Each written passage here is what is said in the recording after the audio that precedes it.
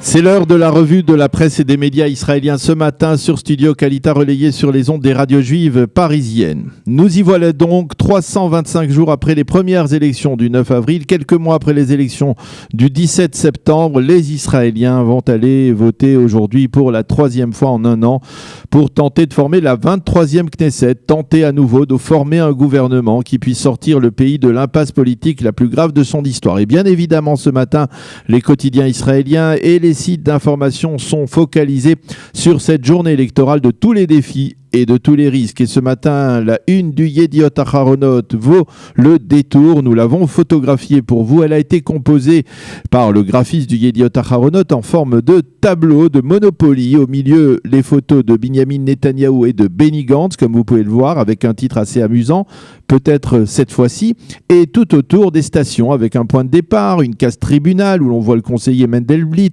une case diplomatique où l'on voit Donald Trump, et même une case santé où l'on voit le coronavirus. Bref, toutes les cases que les Israéliens devront traverser, dans leur esprit au moins, avant d'arriver devant l'isoloir aujourd'hui pour faire leur choix électoral. Sur sa double page intérieure, d'ailleurs, le Yediot Aharonot nous rappelle l'année politique et électorale que nous venons de passer avec plus d'une vingtaine de unes qui donc résume cette année.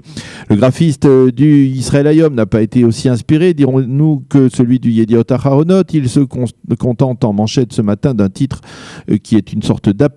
Allez voter, et de deux photos, celle de Binyamin Netanyahou hier soir au Kotel et celle de Benny Gantz. Netanyahou ou Gantz, la réponse ce soir à 22h, annonce le grand quotidien gratuit qui précise que la psychose du coronavirus pourrait avoir un impact sur le taux de participation. Le Israël Hayom rappelle que le taux de participation en septembre était de près de 70% et que la commission électorale centrale a employé pour cette journée électorale pas moins de 100 000 fonctionnaires qui seront chargés de veiller au bon déroulement du scrutin.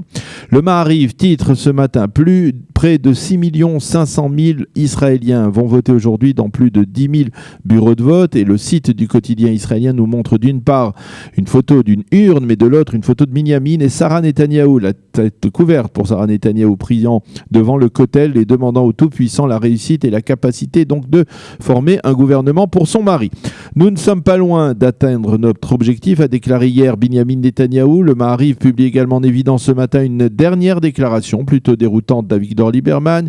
Il n'y a aucune chance pour que nous votions en faveur d'une coalition dans laquelle nous ne figurerons pas. Et le Maariv souligne également qu'Itamar Ben-Gvir de Otzma Yehudit a décidé de rester dans la compétition jusqu'au bout en dépit des tractations de ces 48 dernières heures avec le Likoud et le Premier ministre, et en dépit du fait que son parti Otzma Yehudit ne passe pas le seuil d'éligibilité dans aucun des sondages. Le Haaretz lui a choisi comme titre principal de se pencher sur les responsables du Likoud. Au lieu d'être hystériques, ils sont euphoriques. Que savent-ils que nous ne savons pas, se demande le quotidien de la gauche israélienne. Les quotidiens israéliens nous donnent la température qui règne au sein des principaux états-majors politiques, comme par exemple au sein de la liste arabe unifiée, où l'on espère une mobilisation maximale qui permette de renforcer la représentativité des Arabes israéliens dans la prochaine Knesset, mobilisation également dans le secteur orthodoxe. Et les journaux nous proposent différents cas de figure possibles, d'une victoire de la droite à un gouvernement minoritaire conduit par Benny Gantz. Qu'écrivent ce matin les éditorialistes, les nombreux éditorialistes dans la presse israélienne. Et nous allons commencer par le Yediot Aharonot et par Nahum Barnea qui se penche sur la campagne de Binyamin Netanyahou.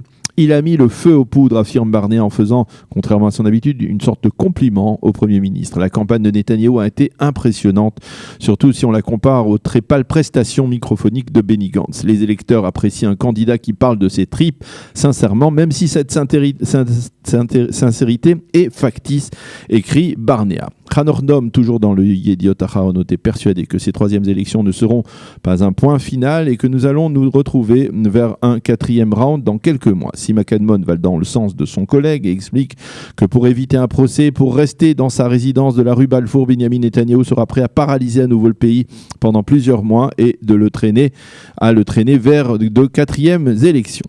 Limor Livnat, l'ancienne ministre de Binyamin Netanyahou, estime qu'il faut tout faire pour qu'il y ait ce soir une décision claire et tranchée. Mais avant tout, elle déplore les flots de haine, les clivages accentués qui se sont révélés durant la campagne qui se termine. Comment le peuple du livre a-t-il pu se retrouver dans une telle situation, écrit-il. Il n'est pas étonnant qu'une partie du public est en aversion, l'ensemble de la classe politique. Le plan de haine, c'est le titre de l'éditorial du chanteur Aviv Geffen qui a été convoyé ce matin par le Yediot à donner son avis. Bibi s'est aligné sur la manière dont Netflix séduit les spectateurs de ses séries à succès.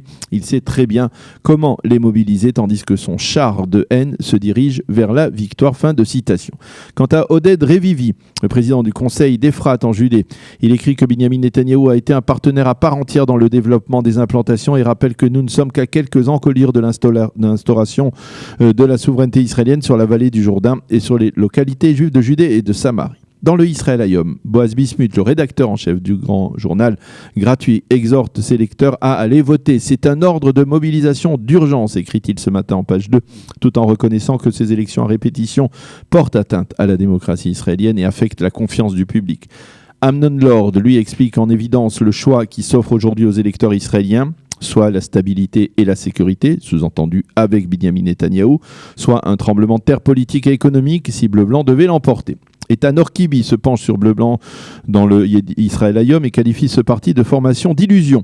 Comment Gantz peut-il parler de réconciliation nationale alors qu'il n'y a pas dans son propre parti le moindre consensus sur les grands dossiers à l'ordre du jour? Par contre, le gouvernement Netanyahou a offert à Israël une démonstration d'efficacité précisément grâce à sa cohésion, écrit-il ce matin. Yossi Bellin, l'ancien ministre artisan d'Oslo, écrit ce matin dans son éditorial.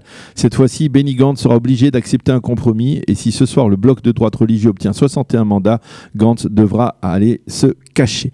Mati Tourfeld, lui, affirme que la presse israélienne et les médias ou certains médias s'efforcent ces derniers jours de contrarier la progression du Likoud. Chaim Schlein lui écrit que le choix des Israéliens aujourd'hui sera entre une idéologie de droite qui a conduit le pays vers des sommets et un gouvernement de centre-gauche qui sera soutenu par les pays arabes et par un Lieberman mu par des intérêts personnels. Enfin, Gidon Alon, le vieux routard de la vie parlementaire israélienne, affirme que s'il y avait des élections au suffrage universel direct, nous ne serions pas plongés dans cette boue politique. Pour l'éditorialiste central du Haaretz de ce matin, nous sommes à l'heure H du sauvetage de la démocratie israélienne et dans un éditorial, Dimitri Chomsky appelle les lecteurs du quotidien à voter sans hésiter en faveur de la liste arabe unifiée. Un mot en marge de cette activité électorale, nous allons parler du coronavirus qui préoccupe effectivement les Israéliens mais sans toutefois provoquer de panique. Les médias israéliens indiquent que 3 nouveaux cas de corona ont été recensés hier. Il s'agit d'Israéliens qui étaient à Venise la semaine dernière et qui sont rentrés à bord d'un vol El Al